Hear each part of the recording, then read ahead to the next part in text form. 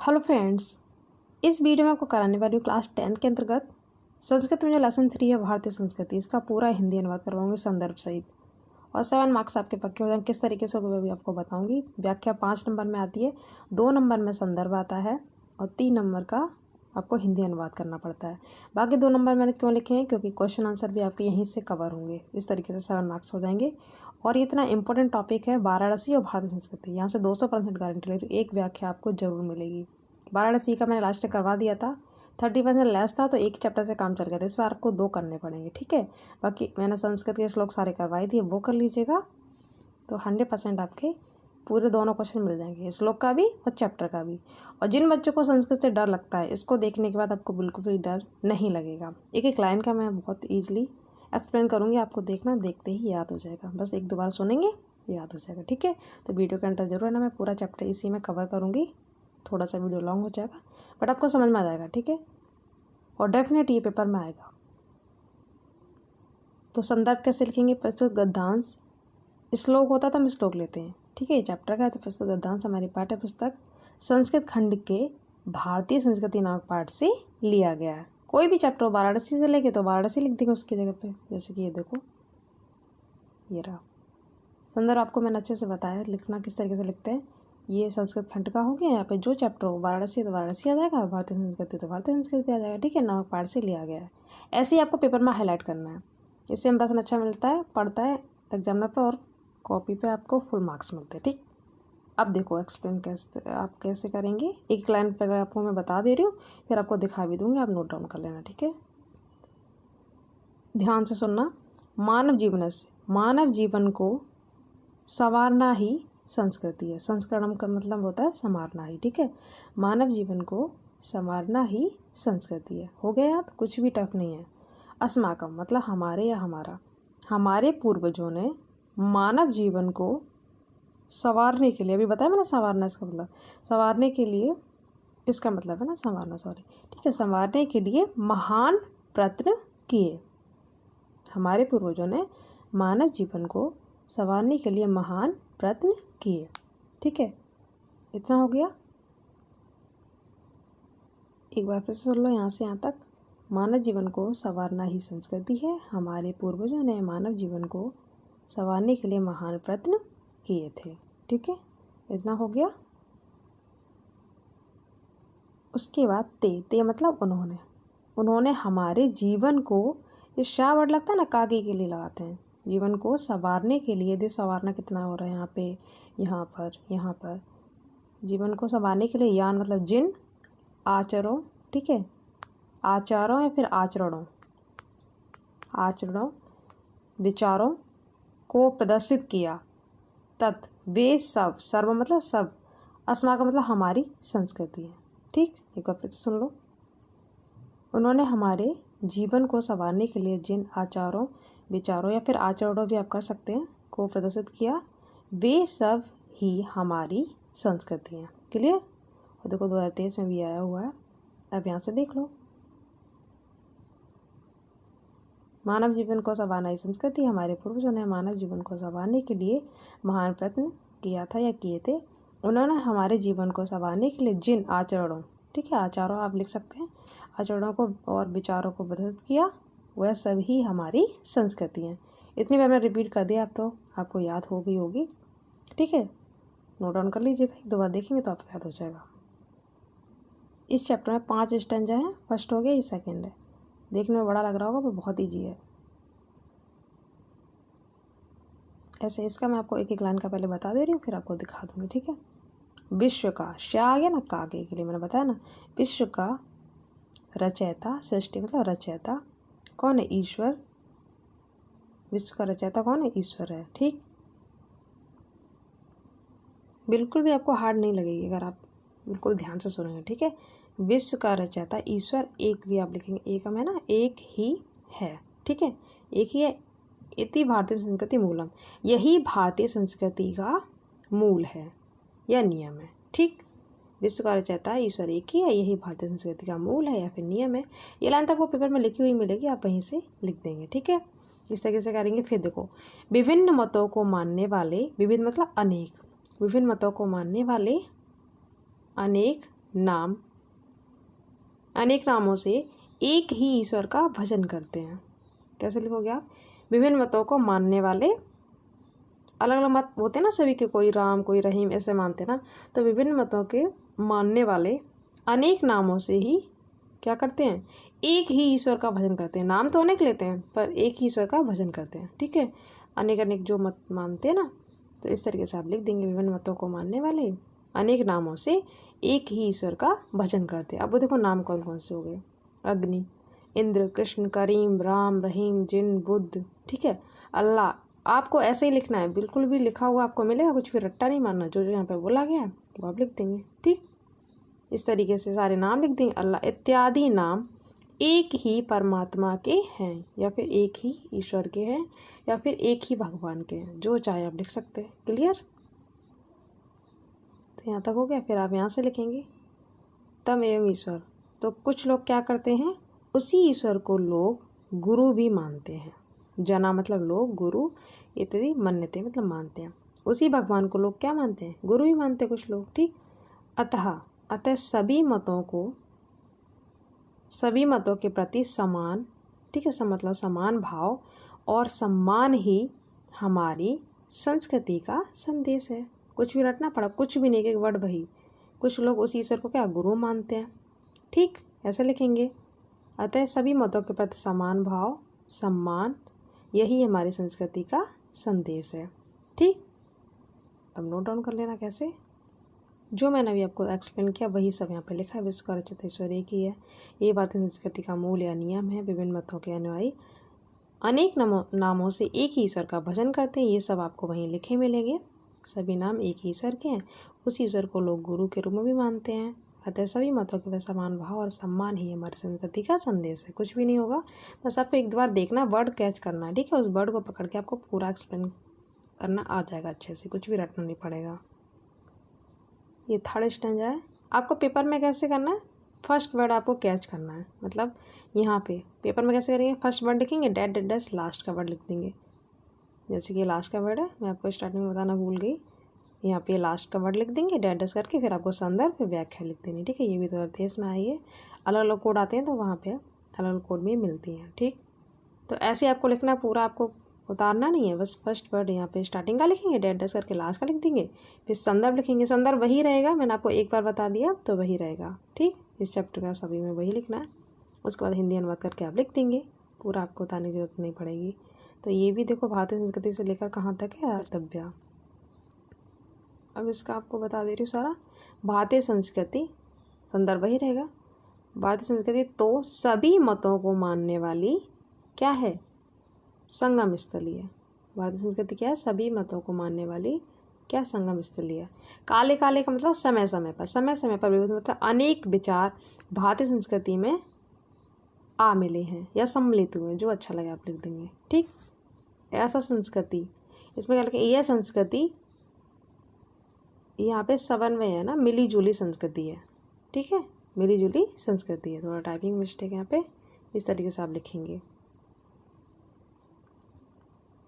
फिर यहाँ से लिखेंगे, जिसके विकास में अनेक जातियों संप्रदायों, ठीक है, जो जो वर्ड है वही आपको लिखते जाना है, और विश्वासों का योगदान दृश्यते मतलब दिखाई देता है।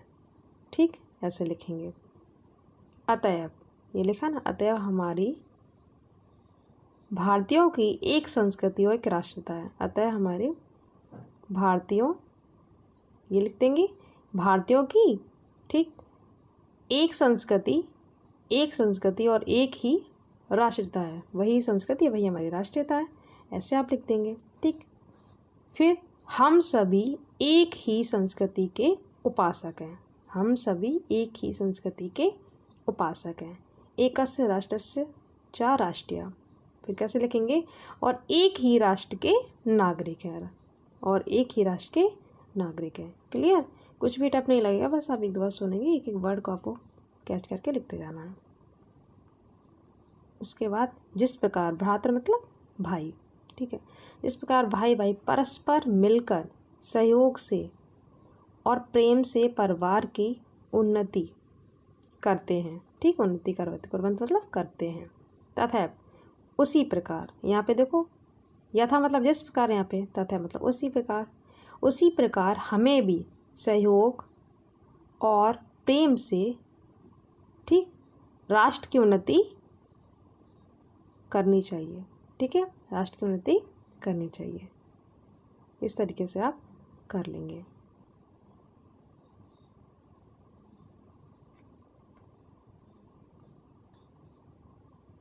देखने आपको बड़ी लग रही हो पर कुछ भी नहीं, आपको लाइन लिखी हुई मिलेंगी, बस आपको वहीं से एक्सप्लेन करते जाना है। ठीक है, सभी मतों को मानने वाले संगम स्थलीय समय समय, काले काले था ना, काले काले का मतलब समय समय, भारतीय संस्कृति माने एक विचार आ मिले हैं, सम्मिलित हुए हैं, यही संस्कृति मिली जुली संस्कृति है, जिसके विकास में अनेक जातियों, ये तो वर्ड वहाँ पे लिखे हुए हैं, दृश्यता मतलब दिखाई देता है। अतः हम भारतीयों की एक संस्कृति और एक ही राष्ट्रता है। हम सभी एक ही संस्कृति उपासक है राष्ट्र के, और एक ही राष्ट्र के नागरिक हैं। जिस प्रकार भाई भाई परस्पर मिलकर प्रेम से परिवार की क्या उन्नति करते हैं, उसी प्रकार हमें भी सहयोग और प्रेम से राष्ट्र की उन्नति करनी चाहिए। सब कुछ उसमें लिखा हुआ है, बस आपको हिंदी में करते जाना है। मोस्ट इम्पोर्टेंट स्टैंजा है ये, खूब पूछा था पेपर में, आप ईयर भी देख सकते हैं। एक मिनट को देखो कितनी बार आया है, 2023 में भी आया और 24 में भी आपको मिलेगा 100%। अब इसकी हिंदी संदर्भ वही रहेगा।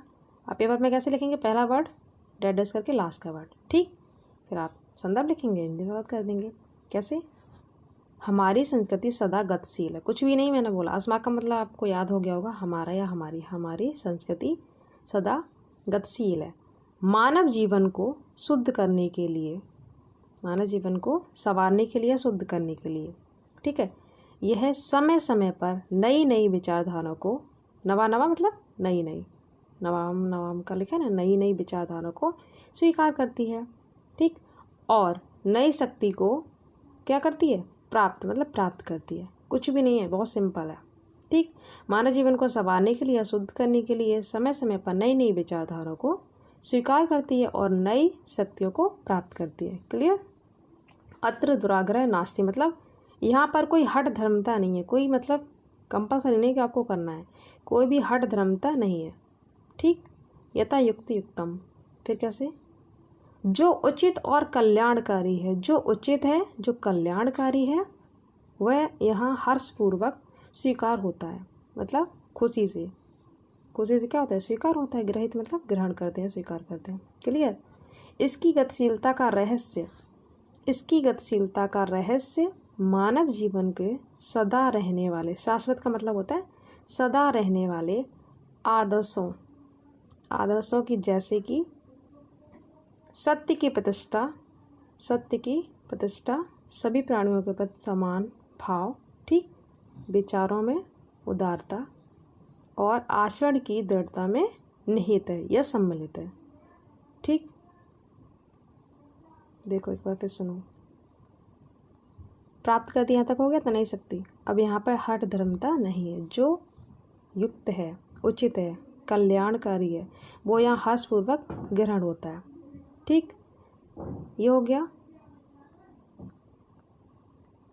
इसकी गतिशीलता का रहस्य मानव जीवन के सदा रहने वाले आदर्शों, ठीक है, आदर्श कैसे कि, जैसे कि सत्य हो गया, प्रतिष्ठा हो गया, सभी प्राणियों के प्रति समान भाव हो गया, विचारों में उदारता हो गया, ठीक है, उदारता और आचरण की दृढ़ता में सम्मिलित है या निहित है। हो गया, जो मैंने बोला है वही आपको इस तरीके से यहाँ पे लिख लेना। नई नई विचारधाराओं को स्वीकार करना, नई शक्ति प्राप्त करना है। यहाँ पे हठ धर्मता नहीं है, जो उचित और कल्याणकारी है वो यहाँ हर्षपूर्वक स्वीकार होता है।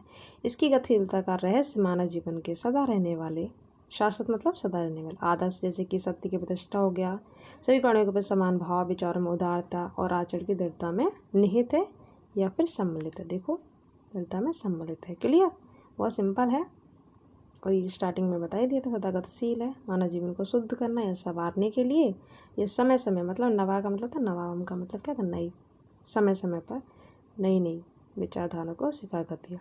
ये था काले काले, समय समय पर, और नवा का मतलब होता है नई नई। ठीक, हो गया। ये लास्ट वाला स्टैंजा मोस्ट इम्पोर्टेंट है। फर्स्ट वाला, थर्ड वाला और एक ही, ये बहुत इंपॉर्टेंट है। ऐसा कर्म विराम मतलब बहुत बार आई है ये, कई बार। ठीक है, पूरा चैप्टर ही बहुत इंपॉर्टेंट है। तो ऐसे आपको फर्स्ट पर लिखना है, ऐसा करके डैश डैश करके आपको लास्ट का वर्ड लिख देना, नियम। ठीक, उसके बाद हिंदी अनुवाद। पहला आपको, ये कर्मवीरों की संस्कृति है। इस संसार में कर्म करते हुए मनुष्य 100 वर्ष तक जीने की इच्छा करे, यही इसकी उद्घोषणा है। ठीक, ये हो गया।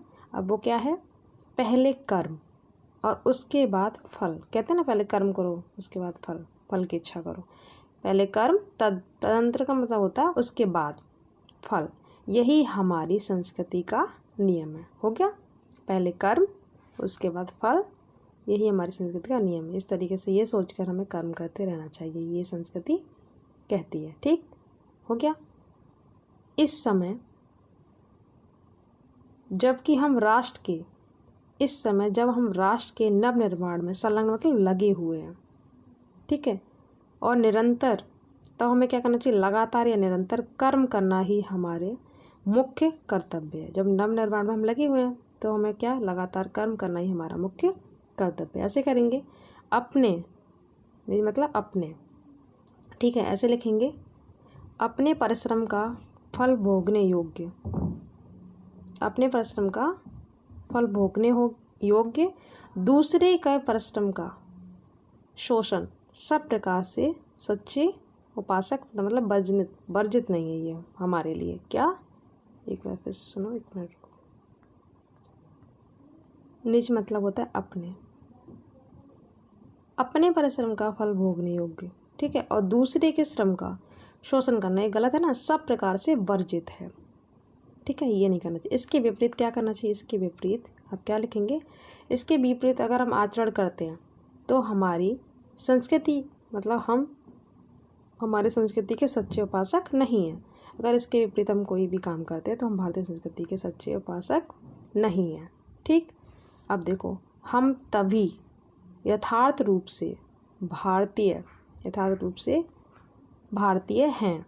कब, जब हमारे आचार विचार में हमारी संस्कृति लक्षित मतलब दिखाई दे, तभी तो हम होंगे। अगर हमारे आचार विचार में हमारी संस्कृति दिखाई नहीं देगी तो क्या हम भारतीय होंगे, नहीं ना। तो हम तभी भारतीय हैं जब हमारे आचार विचार में हमारी संस्कृति दिखाई दे। अब इसके बाद क्या लिखेंगे, यहाँ तो होगा दिखाई दे, लक्षित मतलब दिखाई दे। ठीक है, ये हो गया। हम चाहते हैं कि, हमारी इच्छा क्या है, हम चाहते हैं कि विश्व के उत्थान के लिए, विश्व के अभ्युदय मतलब उत्थान के लिए हमारी संस्कृति का यह दिव्य संदेश संसार में, लोग मतलब संसार में सभी जगह फैले। ठीक, ऐसे आप लिख देंगे, हम चाहते हैं कि विश्व के उत्थान के लिए भारतीय संस्कृति का यह दिव्य संदेश संसार में सभी जगह फैले। इस तरीके से आप कर लेंगे। मैंने कोशिश की है आपको अच्छे से एक्सप्लेन करने की, जिससे आपका अच्छे से हो गया होगा, आपको समझ में आ गया होगा। अब इसको देख लेते हैं इस तरीके से। देखो, ये कर्मवीरों की संस्कृति है। इस श्लोक में मतलब संसार में कर्म करते हुए मनुष्य 100 वर्ष तक जीने की इच्छा करे, यही इसकी घोषणा है। पहले कर्म उसके बाद फल, यह हमारी संस्कृति का नियम है। इस समय जब हम राष्ट्र के नवनिर्माण में लगे हुए हैं तो निरंतर कर्म करना हमारा मुख्य कर्तव्य है। ठीक, इस तरीके से आप पूरा लिख देंगे। अपने परिश्रम का फल भोगने योग्य है, दूसरे के परिश्रम का शोषण करना सब प्रकार से वर्जित है। यदि हम इसके विपरीत आचरण कोई भी करते तो हम भारतीय संस्कृति के सच्चे उपासक नहीं हैं। हम तभी यथार्थ रूप से भारतीय जो हमारे आचार विचार में हमारी संस्कृति दिखाई दे। ऐसे आपको कर लेना पूरा, संसार में सब जगह फैले। और पेपर में ध्यान रखना कितना पूछा जा रहा है। बच्चे क्या करते हैं, पूरा रट्टा मार लेते हैं, पूरा लिख के आ जाते हैं। जैसे कि पेपर में इतना आ रहा है तो आप इतना ही करेंगे, मुख्य कर्तव्य है। ठीक, जितना पूछा जाए उतना ही आपको देना है, पूरा आपको लिखने की ज़रूरत नहीं है। आपको लाइन देख लेनी है, जैसे यहाँ से यहाँ तक आया तो यहाँ तक लेंगे, वर्जनीय का तक आता था यहाँ तक करेंगे, वर्जित है। ठीक, जितना पूछा जाए उतना ही देंगे। तो वीडियो अच्छा लगा हो तो शेयर कर दीजिए, लाइक कर दीजिए। तो मिलते हैं नेक्स्ट वीडियो में नेक्स्ट टॉपिक के साथ। Thank you so much.